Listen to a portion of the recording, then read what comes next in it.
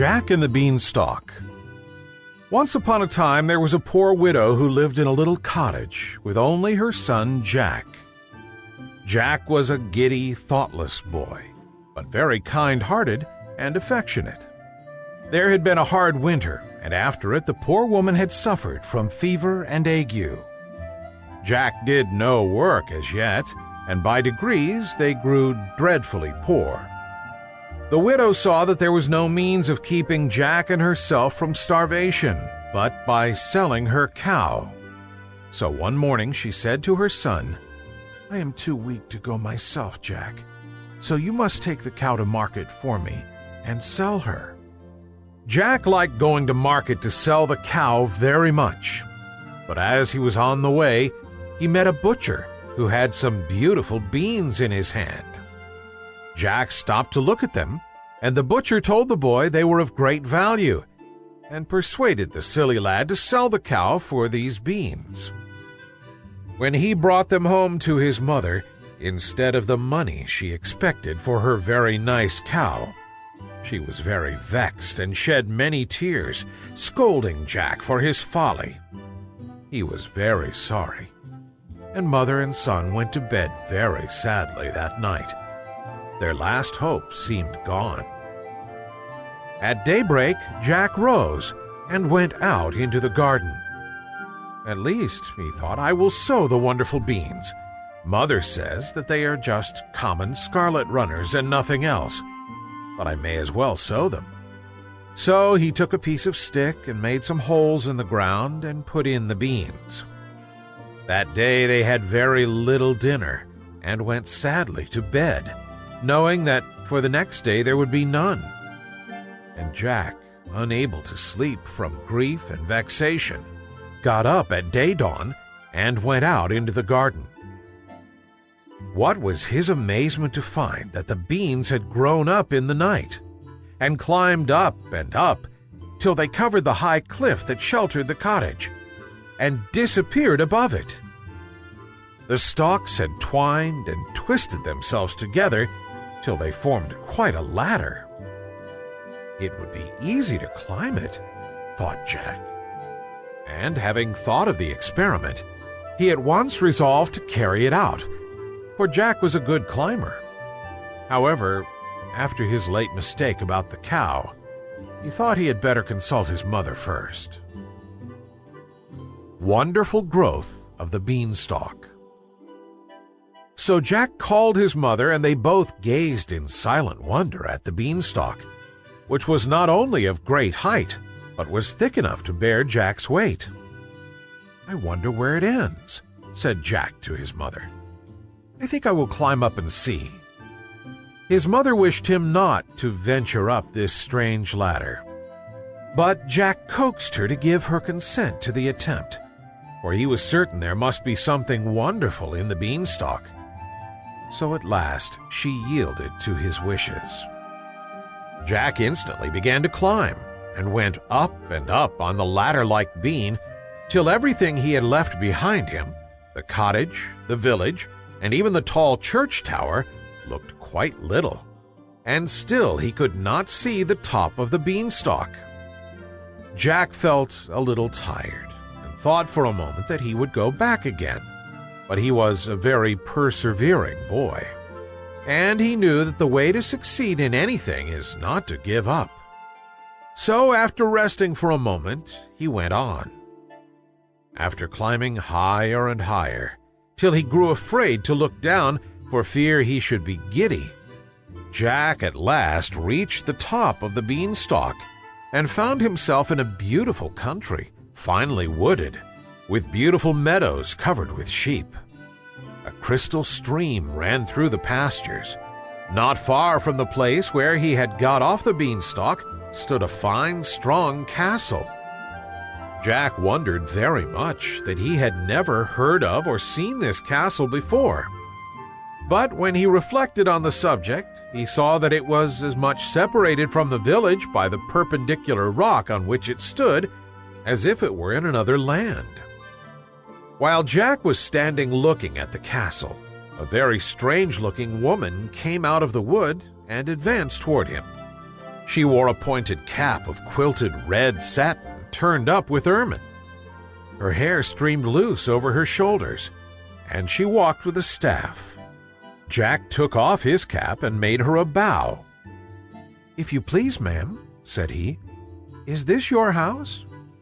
"No," said the old lady. "Listen, and I will tell you the story of that castle.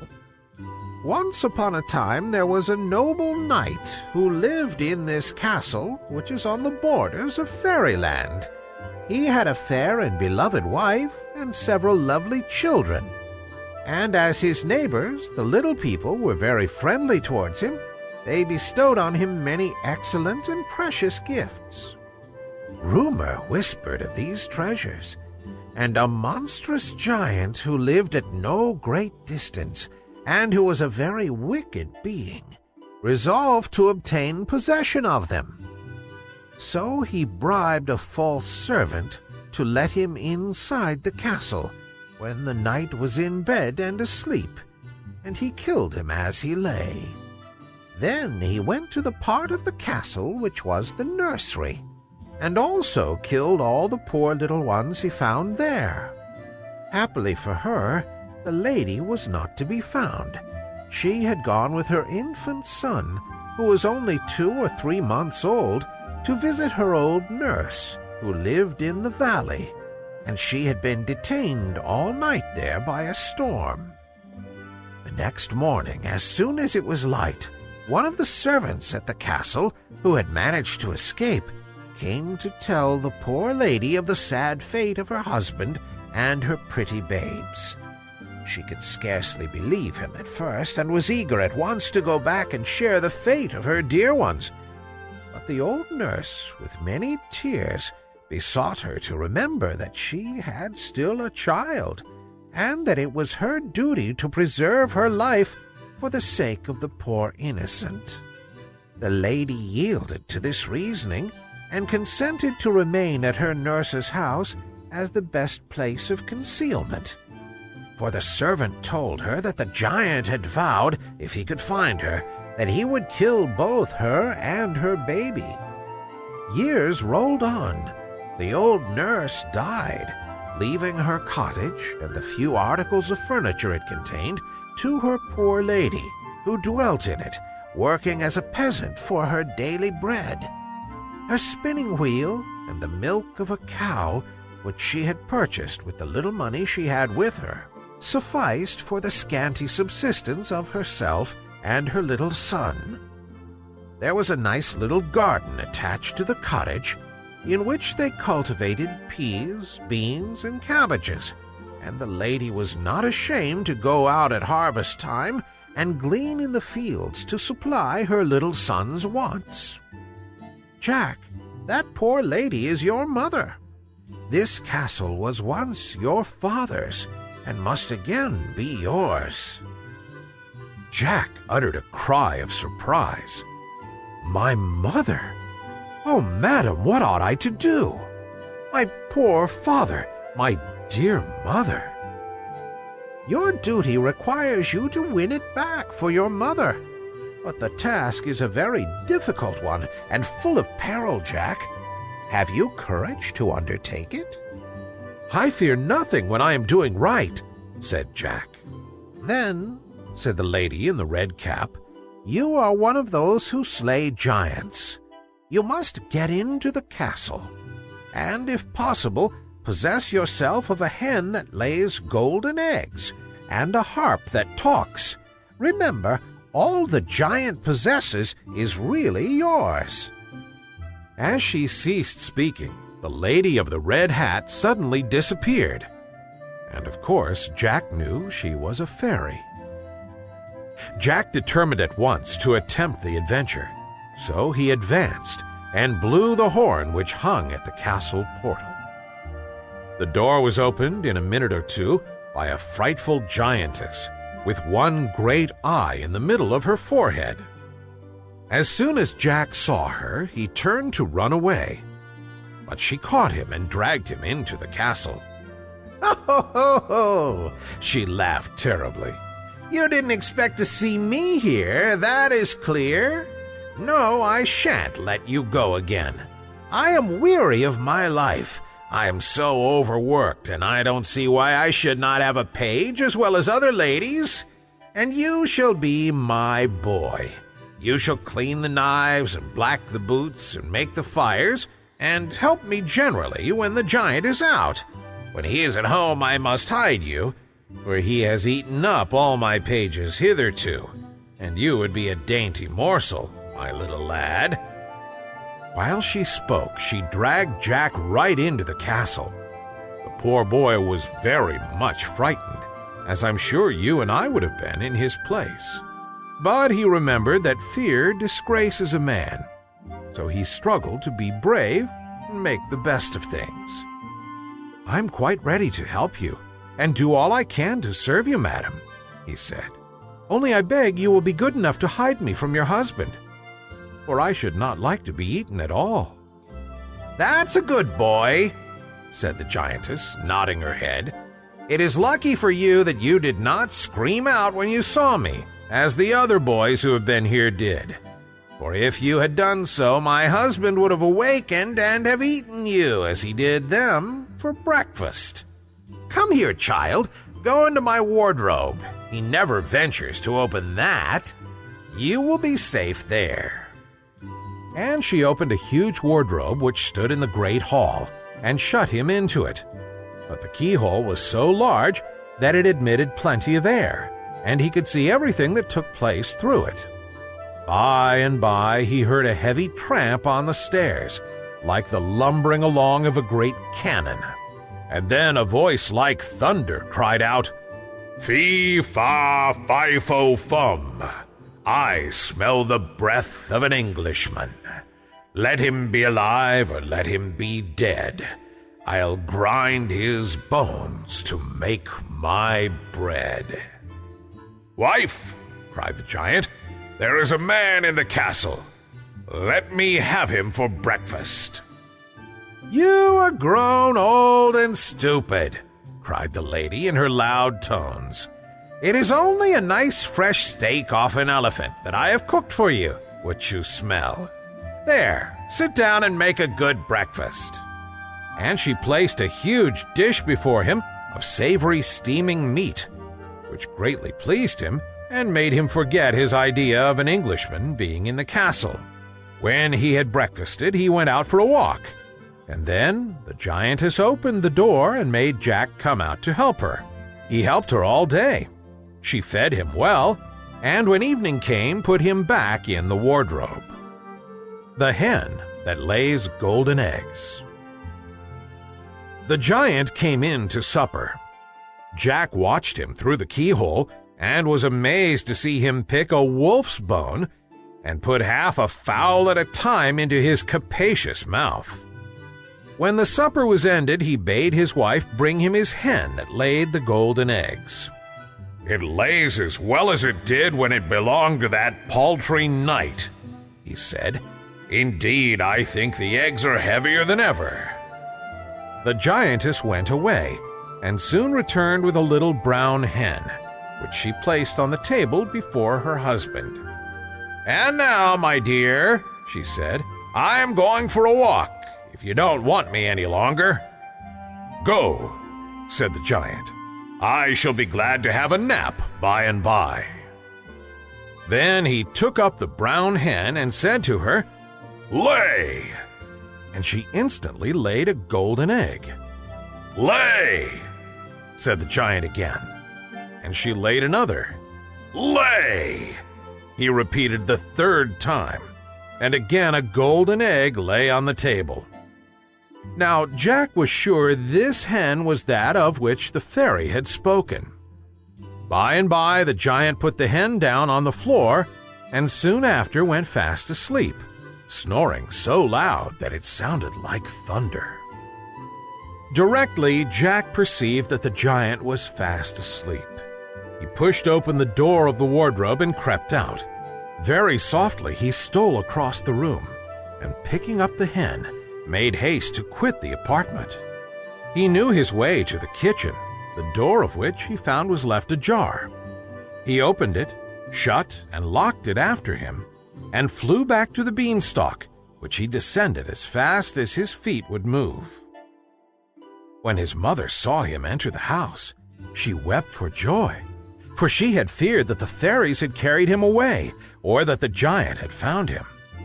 But Jack put the brown hen down before her and told her how he had been in the giant's castle and all his adventures. She was very glad to see the hen, which would make them rich once more. The money bags.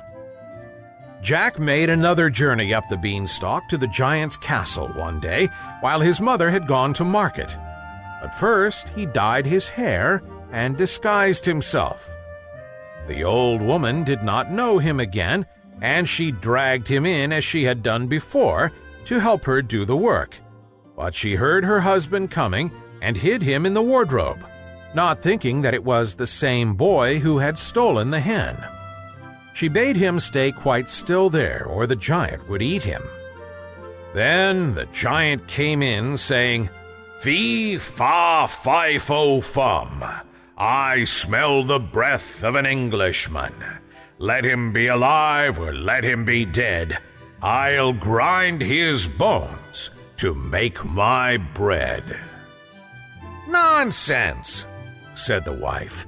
"It is only a roasted bullock that I thought would be a tidbit for your supper. Sit down and I will bring it up at once." The giant sat down, and soon his wife brought up a roasted bullock on a large dish, and they began their supper. Jack was amazed to see them pick the bones of the bullock as if it had been a lark.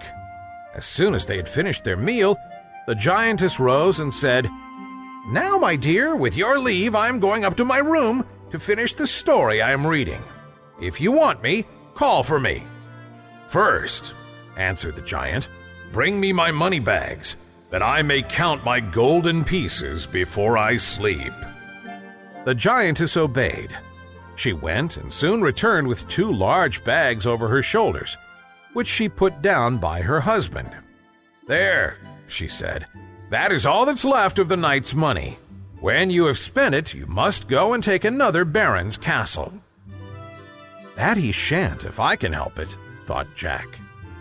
The giant, when his wife was gone, took out heaps and heaps of gold pieces and counted them and put them in piles till he was tired of the amusement. Then he swept them all back into their bags and, leaning back in his chair, fell fast asleep, snoring so loud that no other sound was audible. Jack stole softly out of the wardrobe, and taking up the bags of money, which were his very own because the giant had stolen them from his father, he ran off, and with great difficulty descending the beanstalk, laid the bags of gold on his mother's table. She had just returned from town, and was crying at not finding Jack. "There, mother, I have brought you the gold that my father lost." "Oh, Jack, you are a very good boy, but I wish you would not risk your precious life in the giant's castle. Tell me how you came to go there again." And Jack told her all about it. Jack's mother was very glad to get the money, but she did not like him to run any risk for her. But after a time, Jack made up his mind to go again to the giant's castle. The talking harp. So he climbed the beanstalk once more and blew the horn at the giant's gate. The giantess soon opened the door. She was very stupid and did not know him again, but she stopped a minute before she took him in. She feared another robbery, but Jack's fresh face looked so innocent that she could not resist him, and so she bade him come in and again hid him in the wardrobe. By and by the giant came home, and as soon as he had crossed the threshold, he roared out, "Fee, fa, fi, fo, fum. I smell the breath of an Englishman.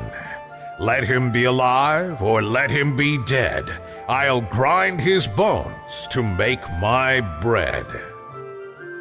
"You stupid old giant," said his wife. "You only smell a nice sheep which I have grilled for your dinner." And the giant sat down, and his wife brought up a whole sheep for his dinner. When he had eaten it all up, he said, "Now bring me my harp, and I will have a little music while you take your walk." The giantess obeyed and returned with a beautiful harp. The framework was all sparkling with diamonds and rubies, and the strings were all of gold. "This is one of the nicest things I took from the night," said the giant. "I am very fond of music, and my harp is a faithful servant." So he drew the harp toward him and said, "Play." And the harp played a very soft, sad air. "Play something merrier," said the giant. And the harp played a merry tune. "Now play me a lullaby," roared the giant. And the harp played a sweet lullaby, to the sound of which its master fell asleep. Then Jack stole softly out of the wardrobe and went into the huge kitchen to see if the giantess had gone out. He found no one there, so he went to the door and opened it softly, for he thought he could not do so with the harp in his hand. Then he entered the giant's room and seized the harp and ran away with it. But as he jumped over the threshold, the harp called out, "Master! Master!" and the giant woke up. With a tremendous roar, he sprang from his seat, and in 2 strides had reached the door. But Jack was very nimble.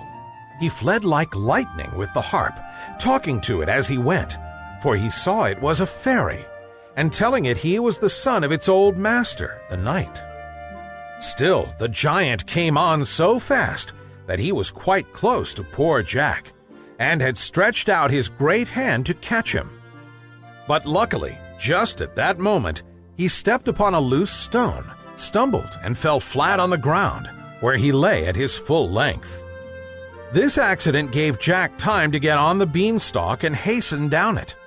But just as he reached their own garden, he beheld the giant descending after him.